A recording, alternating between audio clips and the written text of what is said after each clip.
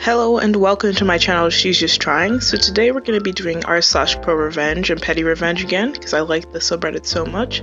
So without further ado, let's jump right into the video. Steal my Amazon package? Enjoy your complaint investigation by u/Burduck. I work from home, receive a notification on my phone that Amazon package has been delivered. It's a couple $100 item, so I immediately go outside, but no package anywhere. I was outside as the delivery van was driving away, so literally no way a package thief snatched it up in 20 seconds. The Amazon driver is 2 houses down. Excuse me? I received a notification that my package was just delivered, but it's not there. The driver looks shocked, stammering over words. What's the address? I give him the address. Yeah, I just delivered it to you. No, you didn't. I'm calling Amazon and y'all can sort this out. I start walking away. The driver calls out, "Oh, I found your package, but it says there's an issue and I can't deliver it. It's likely a duplicate and another driver will be by later to deliver the correct one." Then why did you mark it as delivered? Oh, because I didn't see there was an error. The other driver will be there by later. No, I'm calling Amazon now. I walk away and call Amazon to report the incident. They say nothing is wrong with my package and it's been marked as delivered. I tell them about the interaction and they say the driver should have given me the package.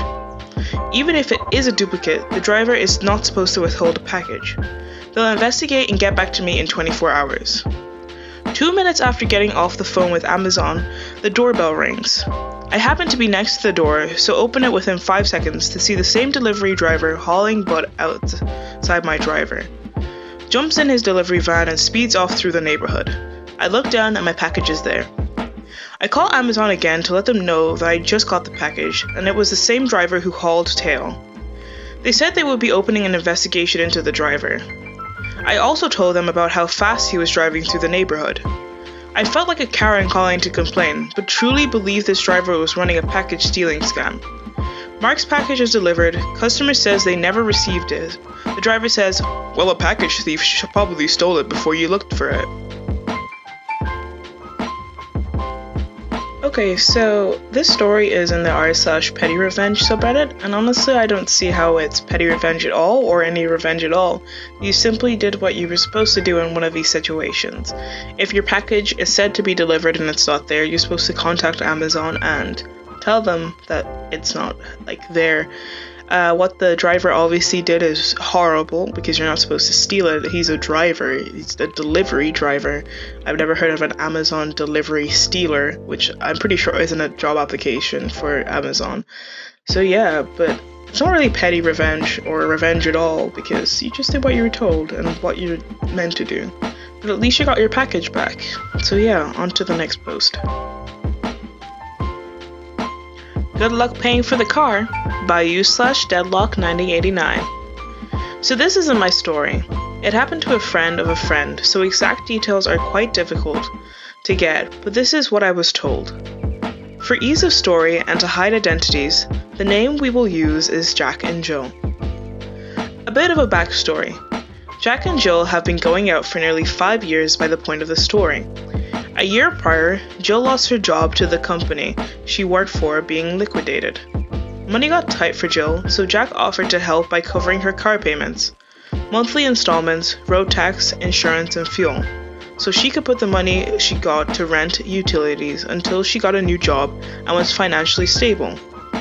Jack had a fairly decent job, so wasn't on a strain on his income. A year goes by and Jill is still unemployed. But not through rejections. She got lazy and just spent all day doing nothing around her house whilst Jack was at work. One day, Jack gets off work early and decides to surprise Jill on the way back home. But as he is approaching her house, he sees another car in her driveway. He parks in the street and sneaks up to the house and looks through the windows to see Jill with another man. Jack was mad, but he didn't burst in there, he just walked away, got in his car and drove off.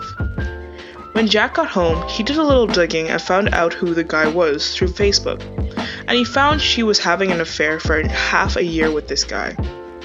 He was now really angry and wanted revenge, and he knew the best way to do it.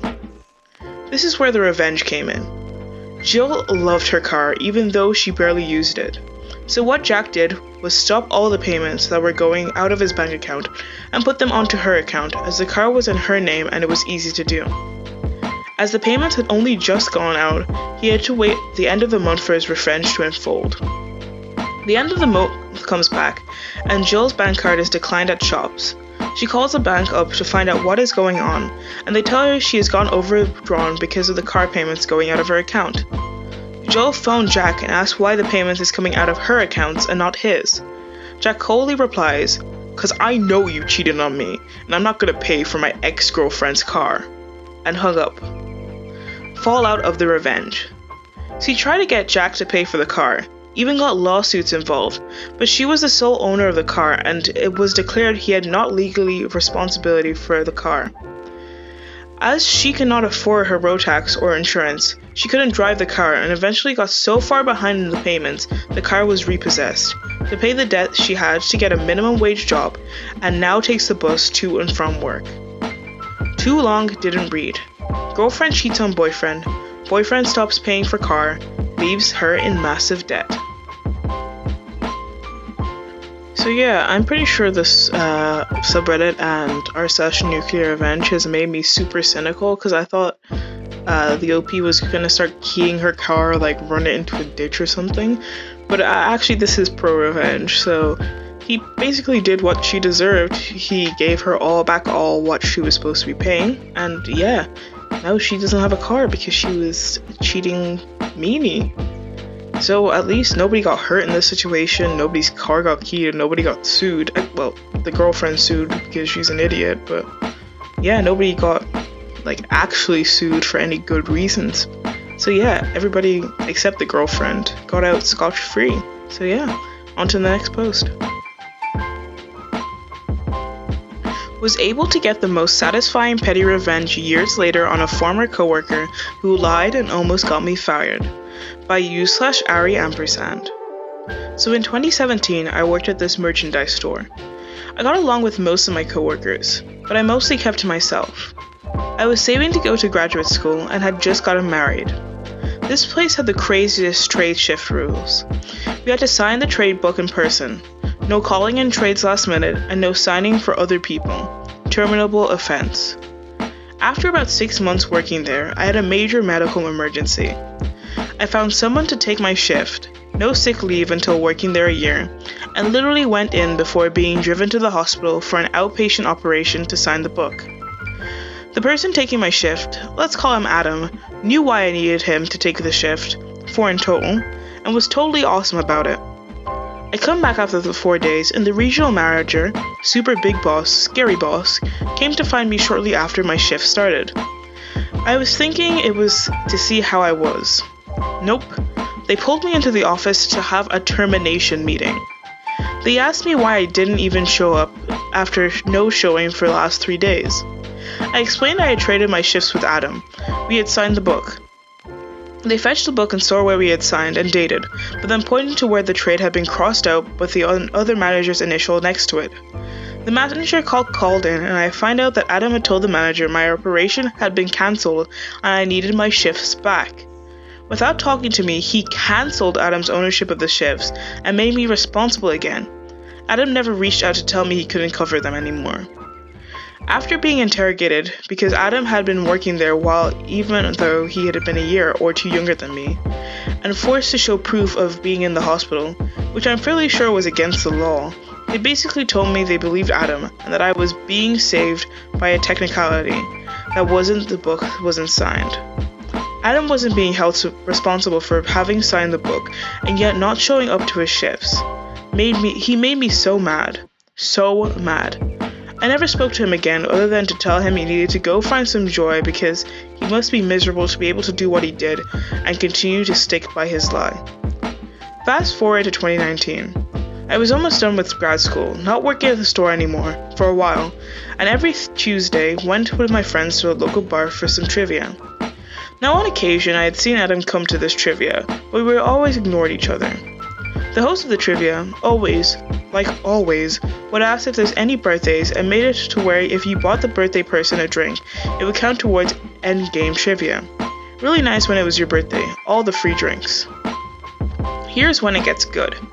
One seemingly normal Thursday, I go to trivia with my friends and I see Adam. Barf. He was wearing this stupid birthday sash and his whole table had these annoying blowers. Well, the normal host of trivia got sick and sent a replacement. For reference, I was sitting at the table closest to the host, set up, and Adam was about 3 or 4 tables away. She started the trivia and didn't ask about birthdays. After category 1, Adam's friends, probably girlfriend, walked up and asked the host if they could do birthday drinks. The host told her she didn't know about that, she'd never done that before. The host then turned to me, an obvious regular at how I interacted with the waitress and bar owner, and asked me if there was something normal the host did. You bet your butt I looked at her, shrugged my shoulders and said, "No, we've never done anything like that before." I kept a straight face long enough for the trivia host to tell Adam's friend that she didn't feel comfortable doing that. She wanted people to buy points, and I finally broke when my friend told Adam the bad news. He got so mad. Legit think he teared up. I still think about that happy moment. Sometimes when bad things happen and bad people get away with things and you tell yourself, what goes around comes around, but it was really awesome to finally see that comes around for a change. So for some reason when I was reading this, it took me so many tries just to read the whole way through. I don't know if it's because it's a giant wall of text with slight spaces or because of some of the spelling mistakes, but it took me so many tries. Like, the story was really good, and I'm glad, like, the petty revenge here was really good. It was very satisfying, but I don't know why it took me so many times to do it. I think it's because it's so late in the night and I'm just so tired, but whatever. But yeah, the OP got the revenge. It was very petty, and I mean, it doesn't do much other than ruin his birthday, but at least she got back because, yeah, you have to be a heartless person to be so sick and twisted to kind of put someone in a situation where they can almost get fired because they're in a hospital. It just makes no sense. And Adam really got what he was getting, like what was coming for him. So I'm glad Opie got her revenge. So yeah, that's it.